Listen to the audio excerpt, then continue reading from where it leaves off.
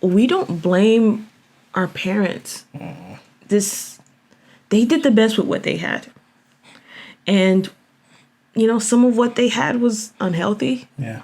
Unhealthy for us, unhealthy for them. They did the best with what they had. And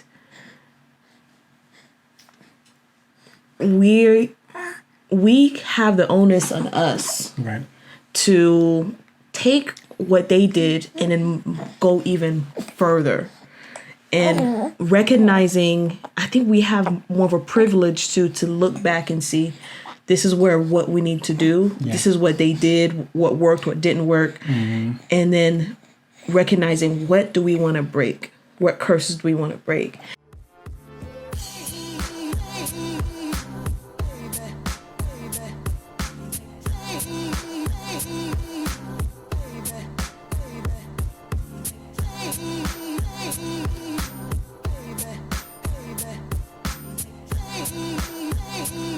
Hi, I'm Alex.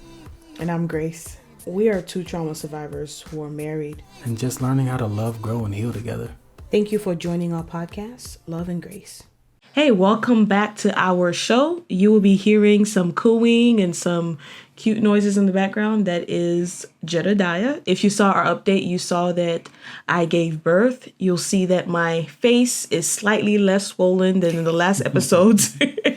That's because all the episodes that we shot were during pregnancy, pre-Jedediah, and now here he is. Mm-hmm. This is the reason why my skin is no longer clear, but we won't linger on that right now. We'll talk about that in another episode. The joys of pregnancy. But anyways, so if you watched our update episode, then you saw that we have a new content schedule. So we're going to be making sure that we have content out every week. So this week is Love and Grace. Next week is going to be Dose of Grace. The week after that, Cake Therapy. And starting in December this month, we are having a vlog the 4th week. So we're making sure that we have content every week so that we are not falling behind and we're staying consistent with y'all. Yep. Coolio, Julio? Boom, boom. All right, so we just put Jedediah to sleep. Let's get started with the episode. So this episode, we're going to be talking about, are we becoming our parents? Man, it's heavy. Yeah, it's a little heavy. Just the title, are we becoming our parents? Because sometimes we spend, if you're in therapy or just kind of going through your own healing, you spend so much time trying to, your family of origin, trying to figure out, okay, what's wrong with them or what happened to them or what's wrong with, so I can figure out what's wrong with me so I can fix it now. Mm-hmm, so you spend a lot of time there. Mm-hmm. So by no means is this a parent bashing episode. We're just kind of discovering and just kind of sharing what we discovered. And actually, we're going to be doing some discovery today. So if we go ahead and just jump into that. Yeah, we're definitely not bashing. Yeah, we just started off light. Like, who you look like? Who do I look like? Well, yeah. I mean, my mom. Just easy. I look like my mom. I'm going to put a picture, and you'll just see it's my mom. There's no extra after that. Yeah. I look like a mixture of both of them, but I look most like my oldest brother, which is really funny. I don't think I have a recent picture of him. Of him with a beard? No, oh my God. I don't. I met him at the wedding, right? Is when I met him? Yeah, I think so. I met him at the wedding, and I couldn't tell that he looked like Alex at all. But then we saw him before they moved to Arizona, and he had a beard, and he was bald and bearded like Alex, and yeah. That's just Alex, right. But older and just the different shade of skin, but Okay, so before we get into negative and positive characteristics and kind of jumping into the deep dive, we got to kind of give you a foundation. Like, how did we grow up? Who do we spend more time with? And just kind of jump off from there. So who you spend more time with? I was raised by my mom, and my grandma was also a very big part of growing up. She helped my mom raised us. Yeah. And my dad, even when we were in Haiti, I grew up in Haiti. Even when we were in Haiti, my dad was we didn't see him often. Sometimes it was like once a month. Other times there's like more months in between. And once we moved to America with my mom, it was larger gaps. So I think we were in America for like maybe 5-6 years before we saw him. And then after that, it was every couple of years he'd try to find some way to come and see us. But it was never, it was not a consistent presence in my life, I would say. Yeah. Your dad's a cool dude. He always wants me to sing. So yeah, for me, I grew up with both of my parents until I was 12. They got a divorce when I was 12-ish. My dad, he moved, all right, so we lived in an apartment complex. And once they separated, he moved to the next apartment complex right next to us. So he left the house, but he was right over there. I can walk to his house. Yeah. So he left.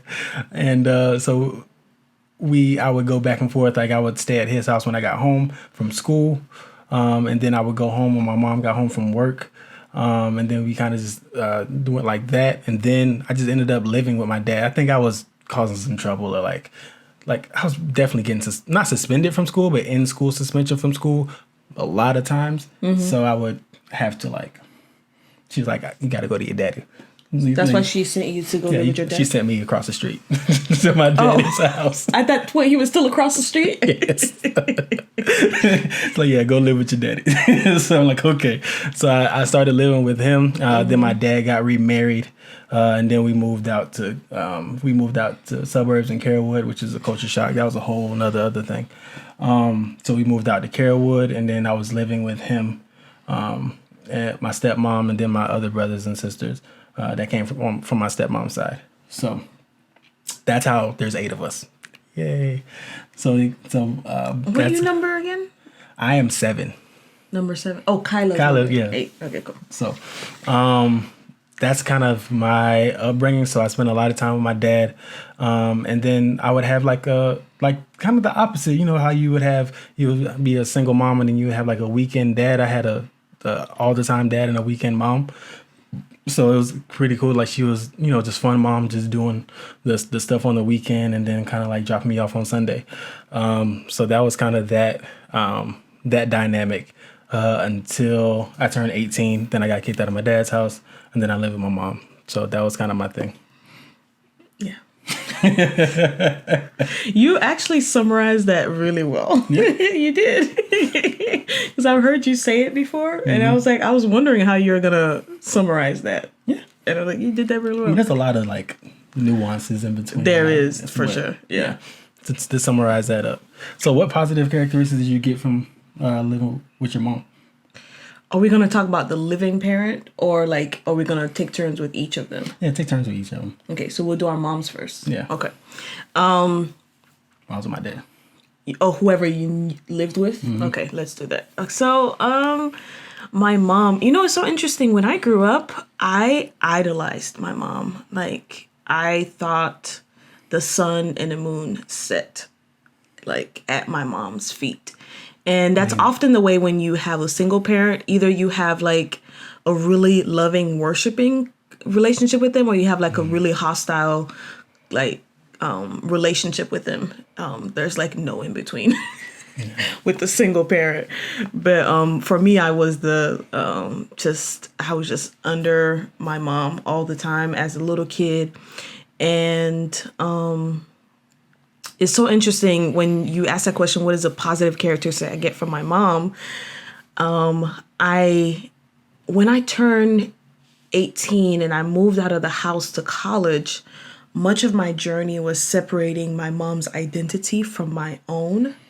And I spent so long trying to separate our identities that now that you ask me this question, and I'm like, I'm trying to go back to what are some characteristics that we have that are similar. I would say my mom reads people very well. She reads people very well, and she doesn't. The difference between me and my mom in that way is that she won't make you realize that she reads you really well. But me, it depends. Most of the time, if I read you really well, I'll kind of you'll know. What's that mean? What's that reading?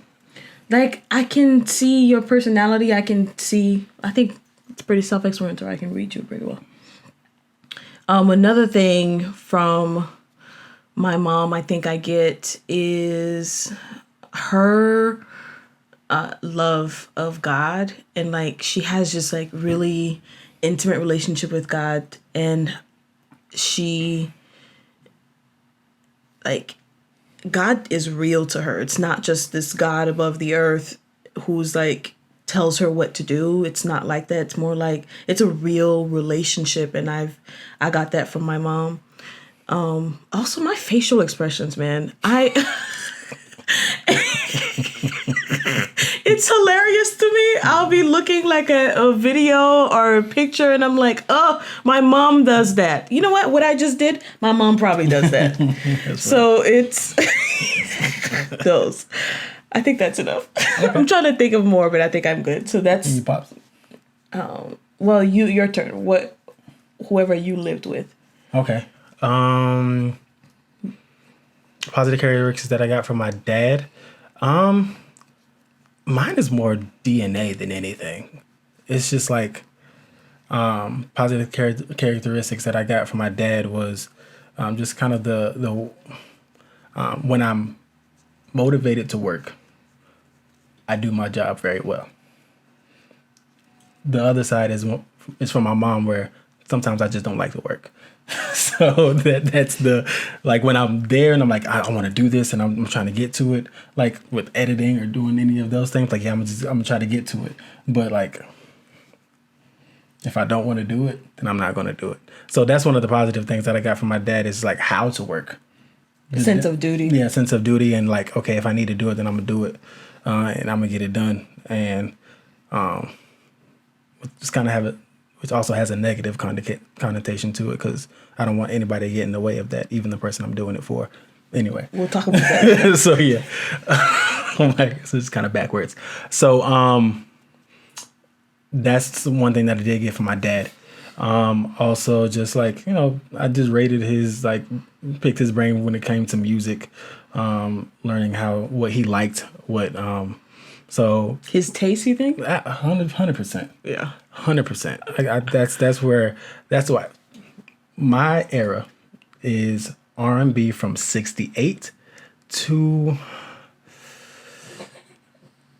77, but I'll dabble in 82, 83, 84. You feel me? Like, so we're talking about like Isley Brothers. We're talking about Isaac Hayes. We're talking about the SOS band. We're talking about Charlie Murphy. We're talking about those people. You understand what I'm saying? Do you understand what I'm saying? Are we talking about them, or are we talking about our parents? Do you understand what I'm saying? So, but you see, I kind of got. Are you pulling yourself back? Because I saw you about to list more people. I kind of ran out of people in my head to kind of convince them with, so I had to start convincing myself. This is who we're talking about, Alex. Okay, all right. So we get it. Your musical taste from your dad. So actually, throw it back. We could literally do a whole episode of music with Alex. Yeah. So throw it back to you, because that's where I kind of got that love for, and just the DNA stuff is just like being, I don't want to say bullheaded, but kind of just like positive. That is positive. Yeah. When it comes to very like, you're very good at setting boundaries. Mm-hmm. I think your dad is that way too. Like, I don't like this. Mm-hmm. I'm not going to be here for this. Right. Boom. Yeah. Yeah, that's perfect, actually. Yeah, that's a perfect description of both of y'all. So yeah, that's that. So go ahead. Which your daddy? Was that it? Did I interrupt you? No. Okay. I was trying to find an end. Okay. With my dad, you know what? As I grew older, I realized how similar I am to my dad. I'm very, very similar to my dad. I thought I was all my mom, but as I got older, I found that I was so similar to my dad. My dad is an amazing writer, like dope, great writer. And I love to write, not to toot my own horn, but I think I'm a great writer as well. I've gotten awards for it. So is that what you're I'm about to say leaning you got into? awards for it. Yeah. I'm a good writer, and I got that from my dad. He's a good actor too. I also got that from my dad. Again, I also got when I was in high school. I didn't even know I was a good actor until I just got into acting because I loved it, and I got awards for it. I loved it.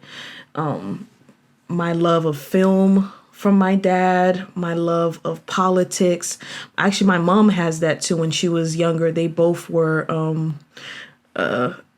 hippie political activists when they met.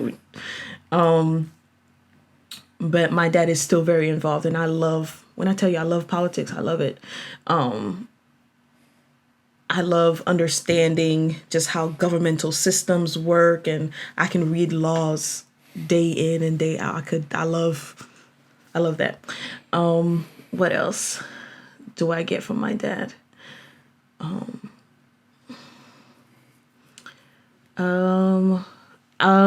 His understanding of philosophy.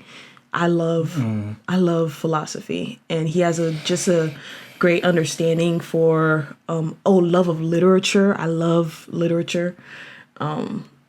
So yeah, as I grew older, I realized I have so much similar to my dad. So That's cool. For me, it was more with your mom? yeah, with my mom. Just knowledge, the continual search for knowledge from whatever source, whether it be from people, whether it be collecting life experiences from other people, then being able to regurgitate those things. My mom was a newscaster. Her and her first husband owned a black newspaper. Where they were she was the editor, either her or Mr. Walker was the editor. Then when she came down to Florida, she had a radio station in the 90s, a gospel radio station. She had a gospel music video. No way, really? Yeah, gospel music video show cool. that her and Donald Dowridge did. Who's that? If you're from Tampa, you know who Donald Dowridge is. Okay, excuse me. I don't know if you I know. was in Haiti. I don't know if you know who that is. But so yeah, it was just gospel vibration. So she kind of like not only does she like absorb knowledge like a sponge, but she kind of is able to like Regurgitate it. not necessarily just regurgitate, but kind of like make it flout. Because I don't regurgitate; it just sounds like it's just like coming through. But if she's able to like wrap it up also and give it to you nicely. Okay, gotcha. Make it more accessible. Yeah. So I've you do that well. Yeah, I definitely got that from her. So that's one of my main things. Of course, love of God from both of my parents. Love of God, just in different ways. Just having both of them saying like just a love of God, not only just taking me to church, but talking about God at home in regular life situations and like how to pray. And like I watched my mom pray. So that's how I learned how to pray. Storytelling too. Yeah. Yeah. I think that's what I meant by putting it together. Well, that's different. Like you're talking about information, but then you also like to tell stories too. I take people's information and I tell stories about it. Well, those are two different things. Okay. So you love watching those documentaries. You love watching like things that are like historical. You love watching that, and then like in random conversations, you'll bring up the information that you know. Mm-hmm. So that's information. But then stories, Alex has like different. He has a handful of stories that he retells in different circles, and I like hearing it each time because he's as engaged since the first time I heard it years ago as when he's telling this person. And he knows all the right beats to hit and the inflection of his voice and everything like that. And it's amusing to me, but he does it well.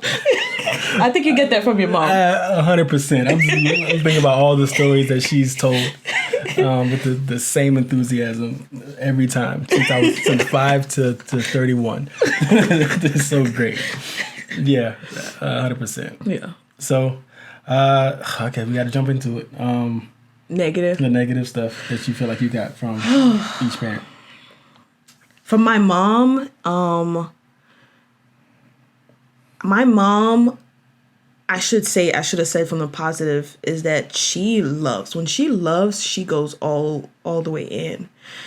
Sometimes she confuses love with the need to feel needed. And even now, like sometimes, there's a lack of differentiation of, is this something I'm doing out of love or because I feel the need to be needed? So that's something that I definitely got from her, and I noticed it, and it was exhausting me and it was draining me, and is definitely something because of seeing how similar her and I are in regards to that I made an intentional choice to be better at setting boundaries and recognizing when I have this uneasy feeling inside of me of like when I've overstepped my own boundaries to try to show somebody that I care about them when it's not even necessary. So that's definitely a negative trait. And then when you add to that too, there's an anxiety. I would say another thing my mom does is, and I'm similar in that way. And actually, she's gotten better about that. She's recognized that in herself, and she's starting to get better too. But it's confusing anxiety for love. If I'm worried about you, that means I love you. So the more I love you, the more I worry about you, the more I show you. And what that does is it puts a burden on the other person to carry the weight of your anxiety. And love isn't supposed to feel that way. So Alex and I have gotten to fights about that where I'm anxious and he's like, I don't want to carry that. And it's interesting, which I think we should talk about, is sometimes as we take on these characteristics from our parents, those characteristics clash. So if you got my mom who, has that, and me too, that desire to show you that I'm care about you, so I'm concerned about you, so I worry about you, and then that worry becomes anxiety. And you have Alex's dad who likes to set boundaries. If I don't feel emotionally comfortable in this, I'm done. So that clashes. Yeah. For sure. For my mom, I think one of the negative things that I kind of carry is just the over hyper awareness of other people's thoughts about me. Like hyper awareness of like when we brought Jedediah from the hospital, and I felt like when I was trying to do the seat, like I didn't understand how to do the car seat. Like I didn't get it, and I felt like I was on a time crunch because I had an issue with I don't know how to do it, and because I don't know how to do it, I need time to figure it out. And then the guy who was pushing me with the wheelchair thing, he saw me from afar because I tried to pull up, park, and then try to figure it out before I came to come get Jedediah, and he spotted me. I'm like, hey, check this out, bro. I'm not ready for this right now. And he brought me and Jedediah out too soon. Yeah, and I'm still trying to figure it out, and I'm in the middle of it. So I ended up I put one piece of the thing together, but I didn't understand how to put one part. So I felt like it was just secure enough. So I was like, okay, maybe I can just put Jedediah in it now. So I can get this guy out of my face because I don't know, like I just have like a over, like just DCF. Like are they gonna call? Are they gonna think that I'm not a fit parent, Or like, is that going to be something that's going to be like, that's in his mind? Of course, Jed didn't think about that. Like, because he's just trying to get you out of that wheelchair. That was his only thing. So, and then from there, he kind You of think like, that's something that your mom knows that she has? yeah, we had a conversation about it. Okay. Just the we were talking about like very specifically like embarrassment. But we've had that conversation. So I feel like I would. That's something that my mom has also that I've kind of like taken on and wanting to present in front of people, and then when I get to myself, like try to You're still figuring out behind the scenes. figure it out, and then I can come back to you. You don't need to know that I don't know this, or you don't need that I don't to save myself the embarrassment of trying to ask you or any of those things. So that's something that I do that I did take from my mom. Okay. What else from her? That's the main thing because it goes into different areas. What about your dad? My dad, I got most of my talents from my dad. And my dad has a very keen sense of his purpose here on earth. He knows who he is. And both my mom and my dad have a good sense of their identity and their purpose. But the way that I take hold of my identity and purpose is from my dad. And it takes over everything. And it's before everything else. It's him and his purpose, and then other people and parenting and everything else. Okay, I see. At the expense of being present. And I definitely am the same way as well. And I remember I was in Tampa, and my sister and my nieces were also in Tampa, even though I saw them, but my sister was like, I never get to see you. And I was like, well, I'm working all the time. And my job I loved, and it really was something that in my defense, it definitely is a job that you really can't hang out with anybody while you have it, but I didn't prioritize family, and I should have. And I wish that I had done that when I look back, because they were going through a hard time during that season. And but in my mind, I was justified. And I think my dad is the same way too. He in his mind, he's very justified in pursuit of his purpose at the expense of relationship and parenting and everything else. And honestly, I didn't expect to be married this soon in my life, which is kind of crazy because a lot of people that I know are like, by my age, they wanted to be married, have a baby. So like I'm living somebody else's dream right now, but this was not my dream. I wanted to get my doctorate first. I wanted to be established first and then married. And then after that, 5 years later, have a baby. So all of this is happening very soon for me, ahead of my 20-year timeline that was only my career and my purpose. So I definitely have that from my dad. It's a positive, but also a negative because of how it supersedes everything else. And it's still something that God is showing me how not to make my sense of purpose an idol, but while still being firmly planted in who I am and who I'm supposed to be. Not letting go of it, but not letting it be such an idol. So this is the balance in this season of my life right now. So it's heavy. It's super heavy. It's super heavy. Alrighty, Jedediah's awake. How about you, babe? What are some negative characteristics you got from your dad? So it's kind of the same thing as yours, where it was a sense of duty. I would have that commitment to the sense of duty. So whenever you're asking me to do something, like when you want me to go to the store and, all right, this is the things that I'm going to pick up. And I feel like if you're kind of like hesitant when you're asking me, like, oh well, I don't want you to have to do that, but this is something that I need. Like you feel like you're putting me out, and I'm like, no, I want to do it, and now you're in the way of me doing it.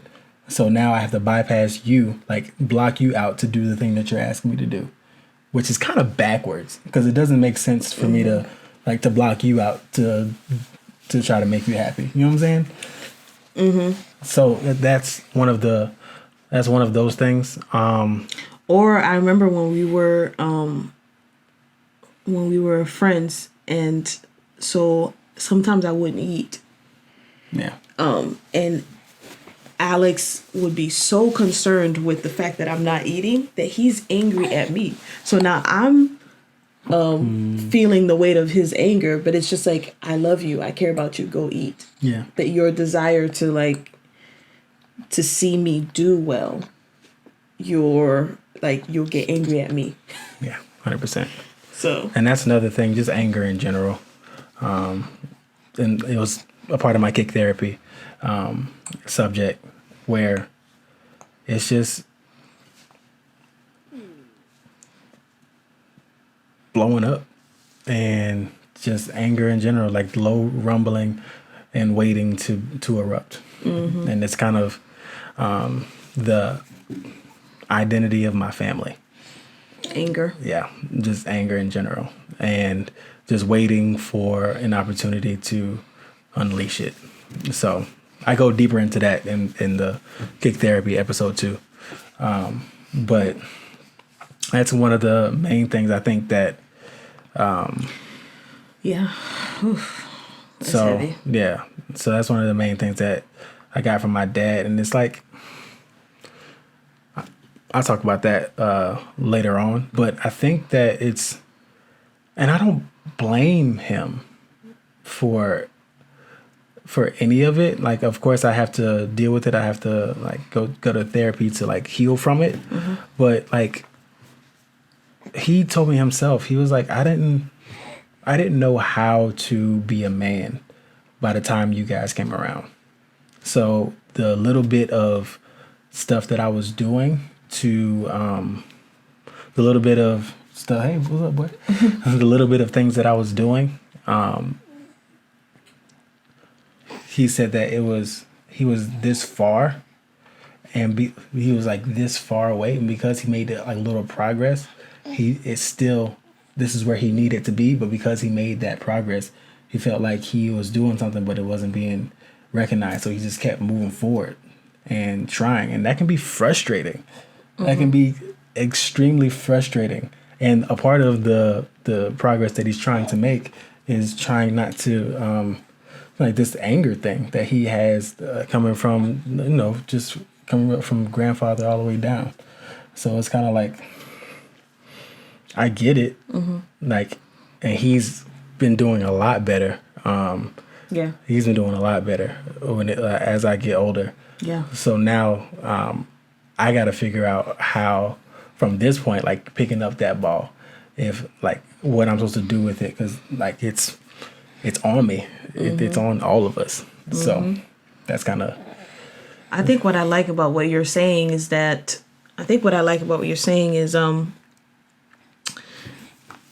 our parents did the best with what they had. Word. And this episode is not about. I have his chest a little bit opened up because even though it's cold, you like a Latin pop star. What's up, boy? Even though it's cold, he doesn't like being too hot. So I have to balance out. Him being hot, but also needing to be warm. Yeah.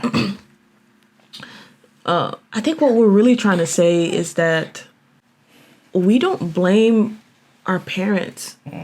They did the best with what they had. And, some of what they had was unhealthy. Yeah. Unhealthy for us, unhealthy for them. They did the best with what they had. And we have the onus on us, right, to take what they did and then go even further. And recognizing, I think we have more of a privilege to look back and see this is what we need to do. Yeah. This is what they did, what worked, what didn't work. Mm-hmm. And then recognizing, what do we want to break? What curses do we want to break? I think our parents, they were just in survival mode, you know? Maybe even just financially. Financially, if you're poor, who has time to go to therapy when I'm trying to feed my family? Right. I'm trying to make sure they have clothes, they have food. Therapy is not, it doesn't feel like a need. Mm. And it's not a primary need, but it's definitely necessary. And we have a privilege because of some of the things that they've done, but a lot of things that we've done too. Mm-hmm. We have a privilege to be able to go to therapy and look back, you know? You hear this, boy? So, like, jumping into that, yeah. Like, what was that process of untangling like? Untangling. So, from culture, untangling from, like, the personality, what your personality is and what you felt like what your mom was. Like how, what was that like? Yeah. Oh, my gosh. Man, that was rough. And I think at first I did it from a place of anger. Yeah, 100%. At first I was like, I was angry. And looking back, I see how unfair it was, the way that I did it. Because looking back, what I did was that as I was sitting with myself and recognizing all these patterns in my family, I would randomly call my mom or text my mom and just like tell her all the things I think, went wrong in our childhood. Oh, yeah. And I'm sure she remembers some of these conversations. And it was a lot of anger. And that's not what we're doing here in this episode. I think what we're trying to do here in this episode is not, here are all the ways they messed me up. Mm. That's not what this is about. Yeah. It was hard. And I think the first step is that anger. Right. That anger of recognizing, oh my God, this was unhealthy. And then a lot of people don't move past that anger. And moving past it means now looking at yourself.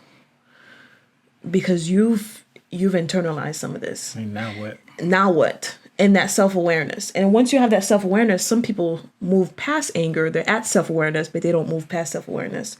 Once you get to self-awareness, then it's... You got to do something about it. You got to do something about it. Yeah. And therapy. That's what I did about therapy, prayer, and, breaking these generational curses is spiritual, but it's also psychological. And some of us who've gone to church, I know not everybody who listens to us is Christian. But those of us who are Christian, you hear about these things in a spiritual sense, but breaking it psychologically is also important. And that process is difficult. And it takes being aware that your parents are human. Yeah, because now we have a child. Yeah. As we are. Mm-hmm. You feel me? Yeah. And like we are still trying to figure things out. Mm-hmm. Yeah. So because we're trying to figure those things out, I can look at my dad, like look at my mom, and I'm like, oh, you just had a baby. Yeah. Y'all just had a baby. And y'all was still trying to, like, in the midst of things. Mm-hmm. I see y'all. Now I can move past that anger. Mm-hmm. Like, it's, of course, you might have to sit in it for a little bit. Because the before anger, I believe, is just denying that it was a thing. Yeah, that denial, yeah. Just denying it in general. And then once you get past denial, then there's the anger. And then now, okay, self-awareness. And then moving forward from there. Mm-hmm. But it's just like, okay, these people were in the middle. These people were just in the middle of their own humanity. trying to figure it out. Human. And how can, like, of course, because I am here, I have to deal with it. I have to do something about it. But blaming them and keeping them in the place of, you did this to me, is just unfair. Yeah. Like, I don't want Jedediah to do that to me if I'm still working through stuff. Like, I don't want him for that. Yeah. And honestly, it's not just unfair to them, but it's also unfair to you. It's unfair to you because what you're doing is you're putting all the responsibility on your family, but then you're on the other end of it, you're powerless. Yeah. So all that anger, you think you're gaining power, but actually makes you powerless because you're giving family all the responsibility instead of taking ownership of what you can do. Yeah. Yeah. So we still talk about things, and we're not past things. No. I'm not past anxiety as a way of showing love. Right. This man is going in. He is making this diaper hot. You hear me? I'm gonna have to mute some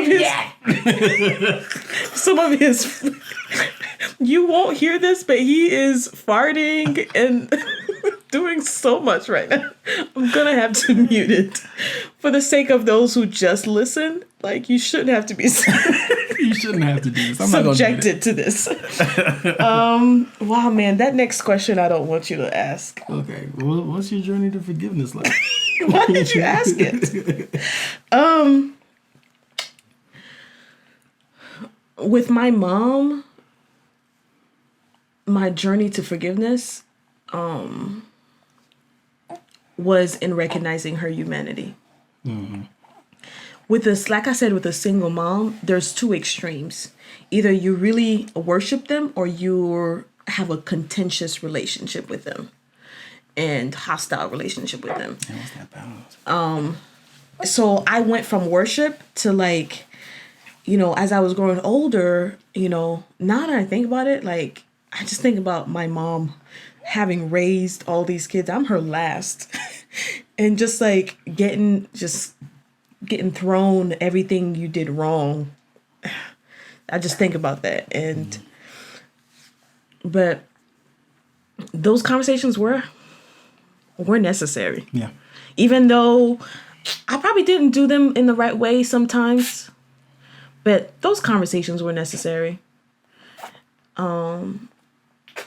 So that was part of my journey with my mom, having those conversations, but also having my nieces was huge for me.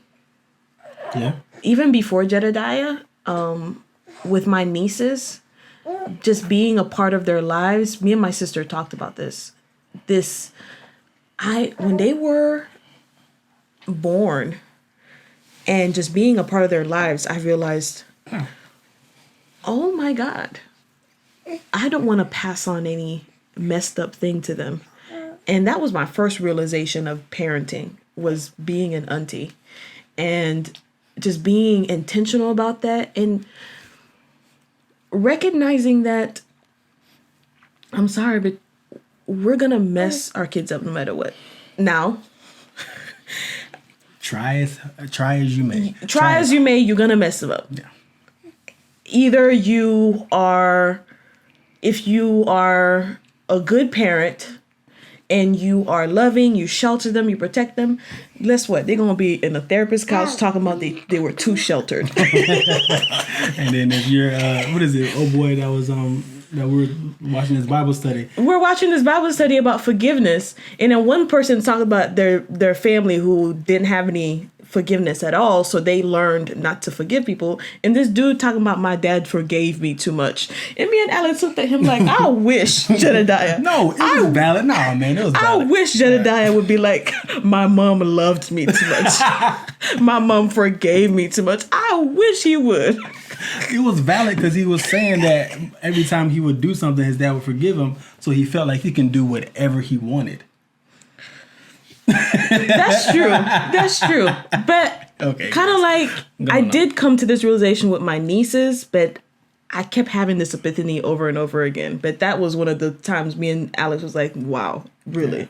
But I had this epiphany with my nieces as well. It's like, no matter what you do, you'll mess them up. So you mess them up. But what you can do is to apologize to them, to your kids when you mess up, to heal in front of them. Let them see what healing looks like. Our parents didn't know what healing looked like. They didn't know how to heal. Some of our parents are starting to do it now in their older age. You said that with your dad has been my mom too. I'm seeing her like recognizing anxiety and depression and their role in her life, but they didn't know how to do that. So we are messed up, so we're not going to pretend we're not messed up to Jedediah, right. But we're going to heal in front of him. And I think that's what he needs to see. Not that we are perfect parents, but we're parents in the process of recovery and healing. And I think he needs that. Word. So I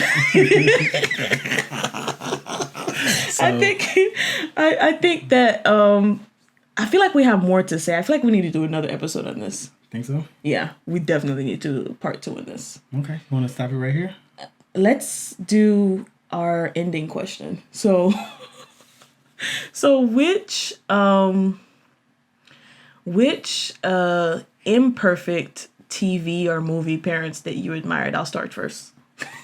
Because I know you're gonna steal mine. Okay. Do what you do. Do what you do. Do what you. Imperfect parents. Malcolm in the Middle. So we just started rewatching Malcolm in the Middle. Such a great show. It is. But rewatching Malcolm in the Middle as adults, I'm like, they were doing the best that they could. They really were. I really liked that show because I remember as a kid thinking it made me feel better. The thing about the Cosby Show for me is that they were too put together for me. And I know it's so important that we needed as Black people to see a family that was like loving and whole, but also got their flaws. I think that's super important, but I didn't feel like the Cosby. My family did not look like the Cosby. So I needed like dysfunctional. I needed to see a dysfunctional family. So I needed to see a dysfunctional family. So Malcolm in the Middle was it for me. That was my imperfect TV and movie family. That's it. What was the question? Imperfect movie or TV parent or family that you enjoyed. Did I enjoy it? I think it was Malcolm in the Middle. Okay. But I think it was... You're hot, aren't you? I can't undress him. YouTube's gonna block our our video if we take it off. I don't know if I have one. I can't think of anyone but Malcolm in the Middle. But Malcolm in the Middle, yeah. Yeah, I loved it. Yeah, I think it was relatable.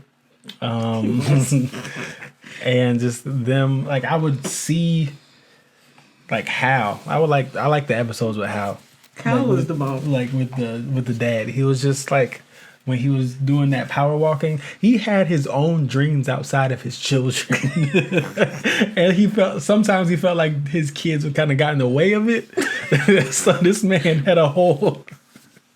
what is it? The one where he was power walking, and there's a whole episode just about him power walking and finding this power walking group and just finding like solidarity in other people.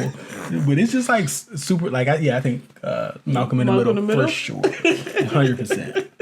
Ain't that right, boy? Yeah. Okay. So yeah, we're gonna do a second part because it's a lot, and it was a lot to unpack. We need a break.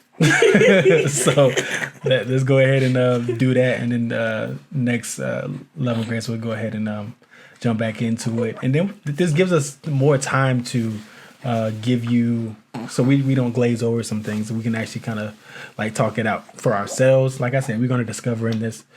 So yeah, we want to give y'all as much as possible. So boom boom, bam bam, bang bang, bang. He definitely pooped. Twice. Thank you for listening to this week's episode. Please download our app and subscribe to us on YouTube. Our YouTube page is called My Black Therapy TV. You can also find us on Facebook under My Black Therapy LLC, and our Instagram, which is @official My Black Therapy. You can also support us on Patreon just by searching My Black Therapy, or going to patreon.com/mybacktherapy.